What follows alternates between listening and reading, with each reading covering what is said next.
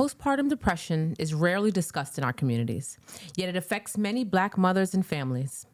Filmmaker Jamal Smart's Behind the Joy provides an honest look at the challenges faced by new parents while highlighting their strengths and resilience.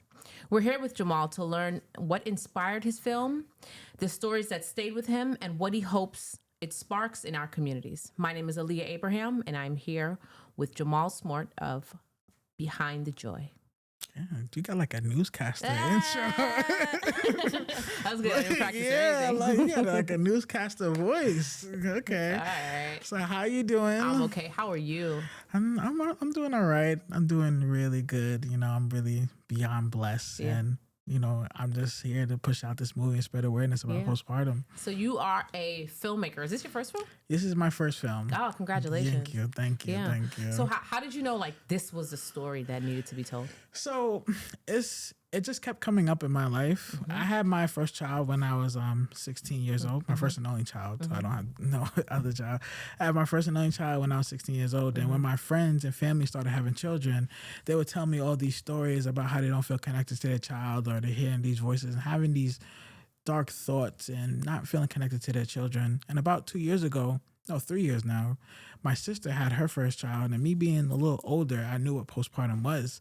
So she would tell me that, you know, she had ideations of hurting herself and just going through a lot. So, and I always wanted to make a movie. So I was like, if this keeps coming up in my life, why not make a movie about it?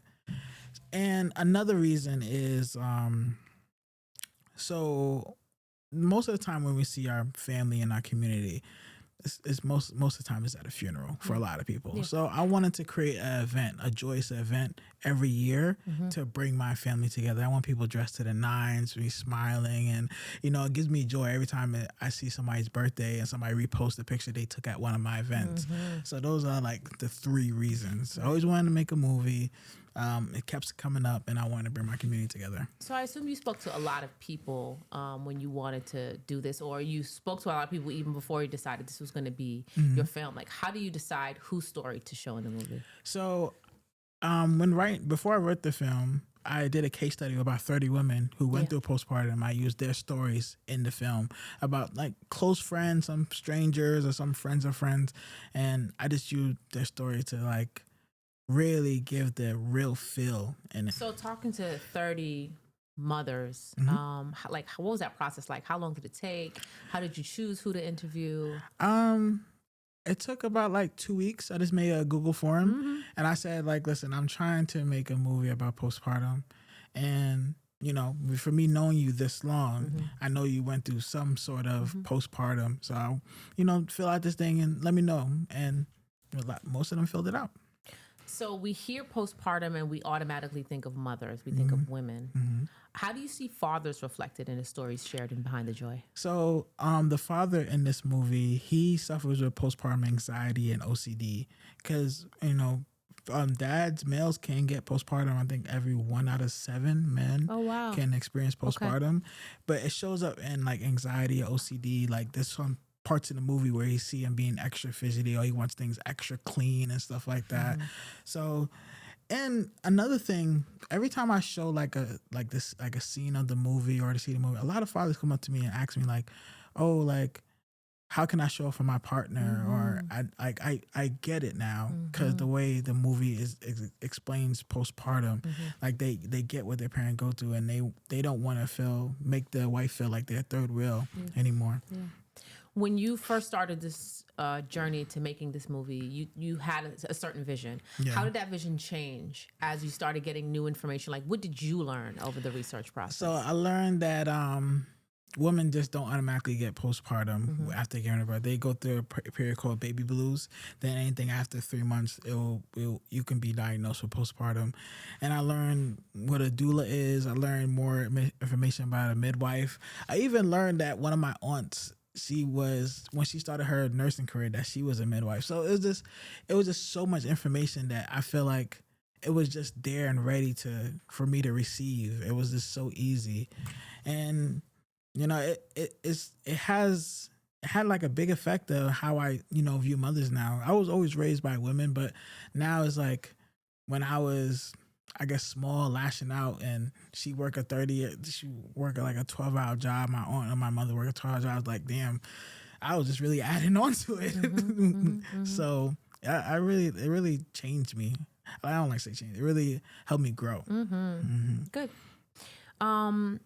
I want to talk about this. I know postpartum depression can really affect any community, but let's talk about Black women for a second. Do you think society expects Black women to always be strong? And how do you see that expectation showing up in stories you captured?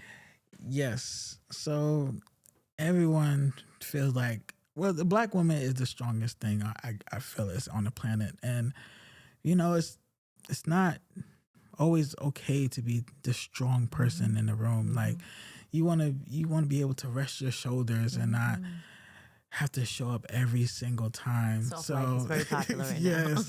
now. So, the question again?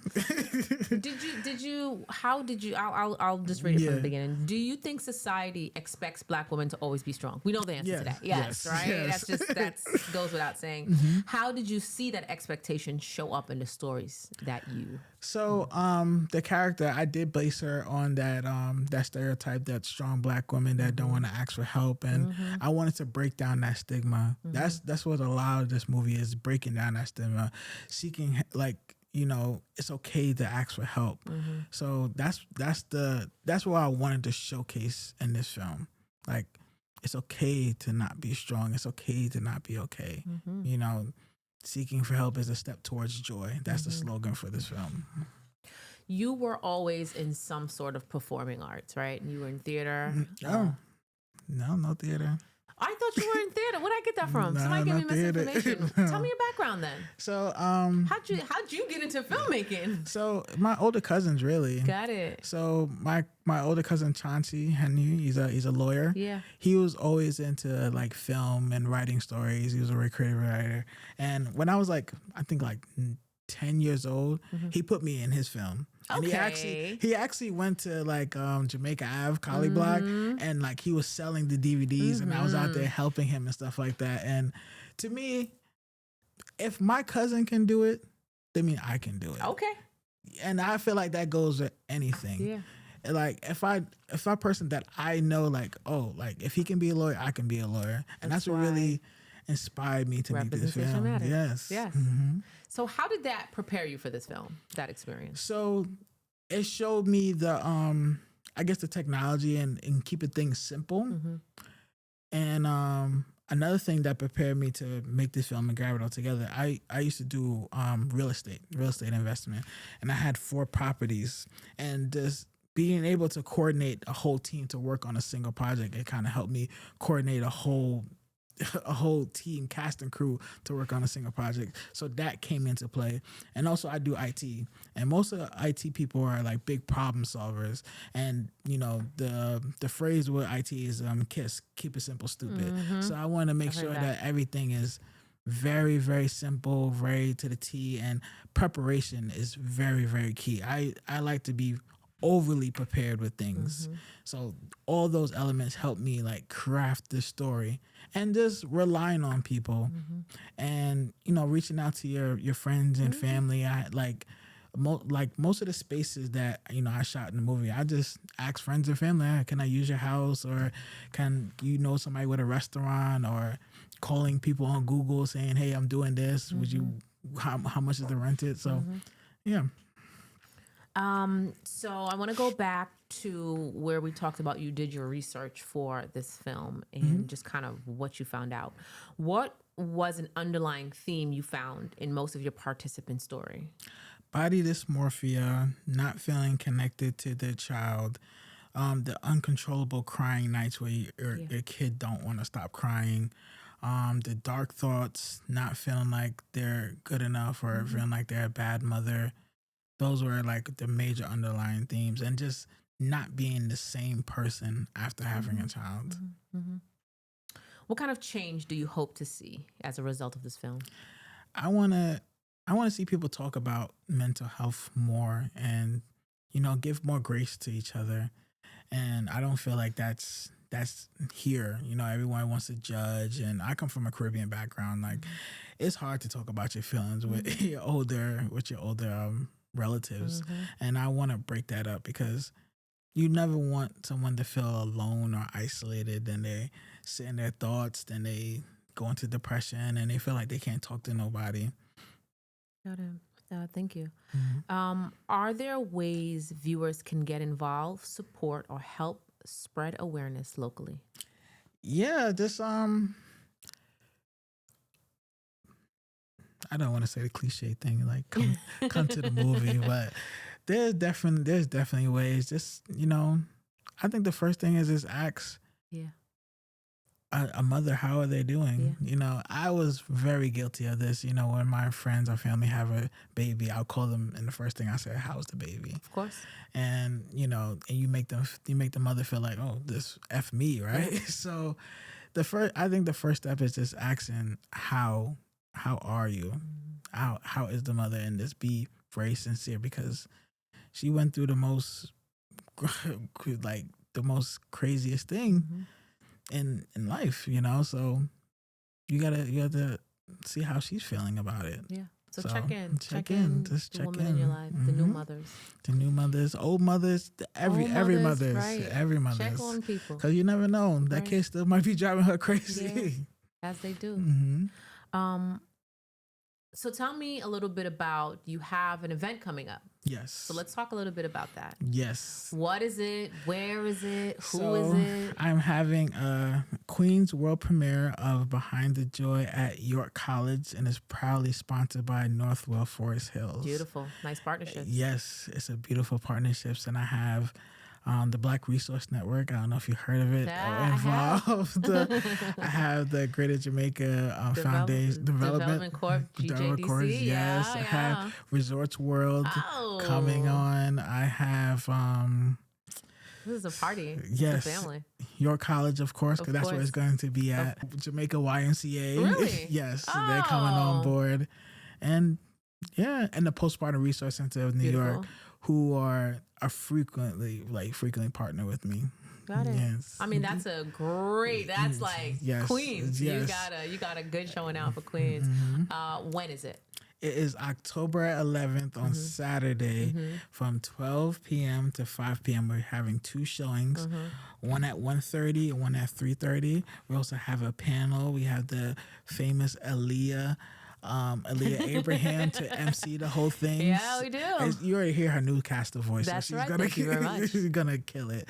Then we have Pat Robinson. She's gonna be a moderator for our panels, and this is going to be an electrifying event. It's the biggest event so far, and it's just really it makes me feel really small and humble, but big at the same time, because this is a film that sometimes I'll be at work writing this film or at home in the middle of the night writing this film, and to get to partner with so many people and learn so many things and meet so many people it's really jarring. Wow, if I can do this, anyone can do this.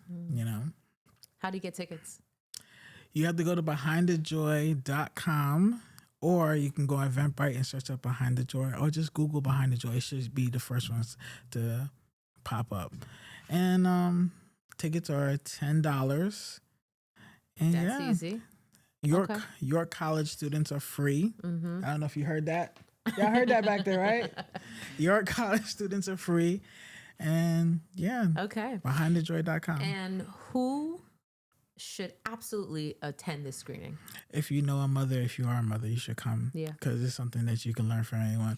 And this is not no preachy film. It's not really, it's not cheesy. It's actually entertaining. And I wanted to make sure it's entertaining. It's not,